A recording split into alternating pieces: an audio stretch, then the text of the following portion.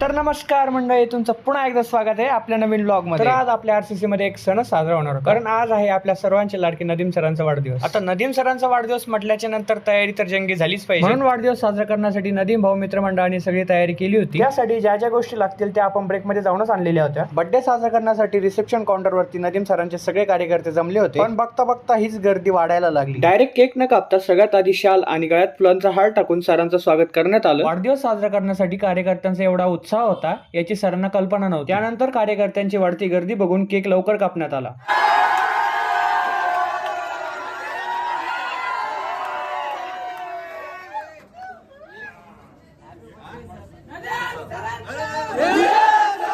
सरांचा birthday celebration फक्त इथपर्यंत मर्यादित नव्हतं. पुढचं सेलिब्रेशन आपण बघूया नेक्स्ट व्लॉग मध्ये. तोपर्यंत आपल्याशी जोडलेले राहा. आजचा व्लॉग आवडल्यास नक्की लाईक, शेअर, कमेंट आणि फॉलो करा.